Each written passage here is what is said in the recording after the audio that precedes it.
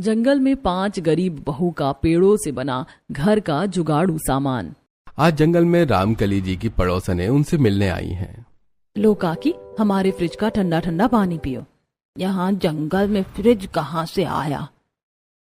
बहन, हमारे घर में fridge, washing machine, table, bathroom सब है जंगल में ही। हम तुम्हारी तरह अमीर नहीं है, लेकिन मेरी जुगाड़ू बहुओं के कारण सब पॉसिबल हो गया। मेरी तरह आप भी यही सोच रहे हैं ना?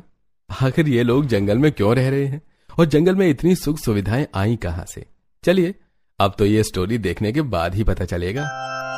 4 दिन से बारिश रुकने का नाम तक नहीं ले रही। पहले घुटनों तक पानी था, अब तो कमर तक हो गया। माँ, अब हमें रहने का कोई जुगाड़ ढूंढना चाहिए। हम ज्यादा देर तक यहाँ नहीं रह सकते। पापा, हमको बचाओ, हम डूब जाएंगे। पापा, हमें गोद में उठा लो, वरना हम डूब जाएंगे। अब गले तक पानी आ रहा है। घंटों से ऐसे पानी में खड़े खड़े अब घुटनों में दर्द हो रहा है बेटा। अजी, आप मुन्ना को गोद में ले लो, मैं पलक को उठा लेती हूँ। तभी राज मुन्ना को कंधे पर बिठा लेता है और मनीता पलक को गोद में ले लेती है। ये बारिश रुकने का नाम नहीं ले रही। इस पानी से पैरों में सड़न होने लगी है। हमारे इस एक कमरे के घर में तो छत भी नहीं है, वरना छत पर ही बैठ जाते बारिश के रुकने तक।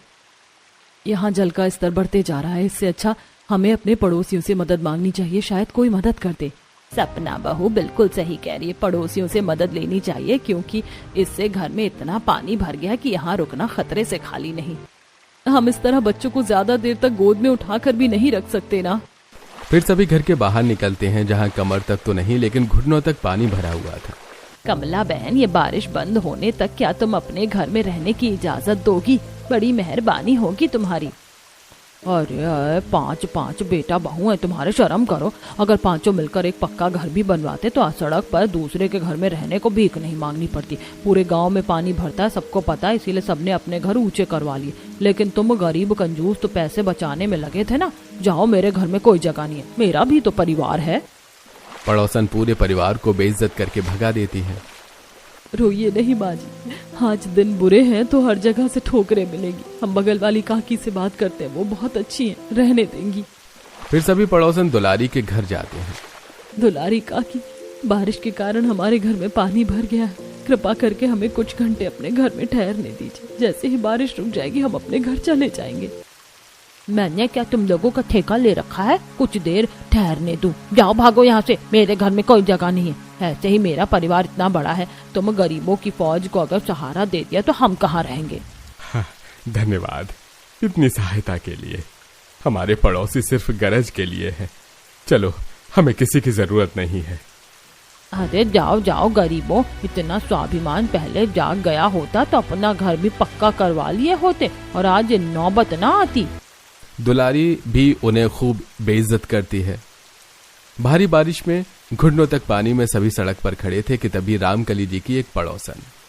रामकली बहन, चाहिए तो कुछ समय के लिए मेरे घर में छत पर तुम सभी ठहर सकते हो, लेकिन मैं ज्यादा देर तक नहीं रोक पाऊंगी, क्योंकि मेरे घर में बहू बेटों की चलती है और तुम्हें तो पता है ना।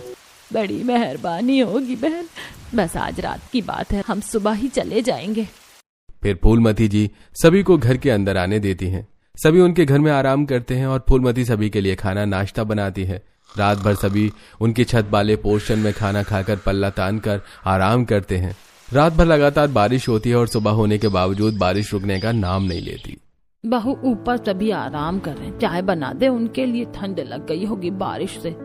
गरीबों की फौज घर में बिठा रखी हो, यही काम है क्या कि दिन रात अब मैं उनके लिए चाय नाश्ता खाना बनाते रहूं? भंडारा नहीं लगाए, अब भगाओ सबको यहाँ से, वरना मैं चली जाऊंगी। रानी के कटु वचन घर वाले सुन लेते हैं। तभी रानी छत पर जाकर, तुम सभी को शर्म है या नहीं? जाओ, निकलो हमारे घर से। एक रात की बात थी, बहुत एडजस्ट कर लिया, चलो भागो अब। और इस तरह पड़ोसी भी बहुओं और ससुराल वालों को बेइज्जत करके उन्हें वहां से भगा देते हैं। बस बहुत हो गया, यहाँ वहां की जिल्लत झेलने से अच्छा हम इस पानी में डूबकर मर जाते, फिर भी अच्छा होता। ऐसा नहीं कहते जी, कोई ना कोई सॉल्यूशन तो होगा ही। पूरे गांव में हर जगह पानी भरा हुआ है। हमें बाहर जंगल की तरफ जाना चाहिए, क्योंकि पानी में ज्यादा देर रहना ठीक नहीं है। अगर सांप या बिच्छू रहा और काट लिया तो दिक्कत हो जाएगी। सभी पानी में चलते हुए जंगल की ओर बढ़ते जाते हैं। इतनी बारिश में जंगल में भी जाकर क्या फायदा? हमारे रहने के लिए जंगल ठीक नहीं है। फिलहाल यही एक जगह है जहाँ पानी नहीं है। हमें कुछ देर तो यहाँ ठहर ही सकते हैं। आस पड़ोस वालों से भीख मांगने से अच्छा है कि स्वाभिमान से यहाँ रुक जाए। बाकी जीना मरना सब भगवान के ऊपर है। बहू सही कह रही है, हमारा जंगल में रहना ठीक है, यहाँ जंगली जानवर भी नहीं है।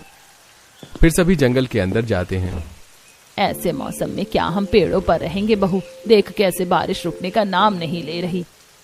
तभी मनीता की नजर एक बड़े से पेड़ पर पड़ती है। सही कहा माँ जी, पेड़ पर नहीं लेकिन पेड़ के अंदर जरूर रह सकते हैं। वो देखिए कितना बड़ा पेड़ है, पक्का इसमें पहले कोई रहता होगा। आपका मतलब है कि कोई इंसान या जानवर, कोई भी? फिर मनीता पेड़ के पास जाकर उसके अंदर झांकती है, जो कि अंदर से बहुत ही बड़ा होता है। माँ जी, हम यहाँ कुछ दिन रुक सकते हैं। ये पेड़ अंदर से काफी बड़ा है। कितना भी बड़ा हो दीदी, हम 14 लोग हैं, इसमें 14 लोगों का रहना पॉसिबल ही नहीं।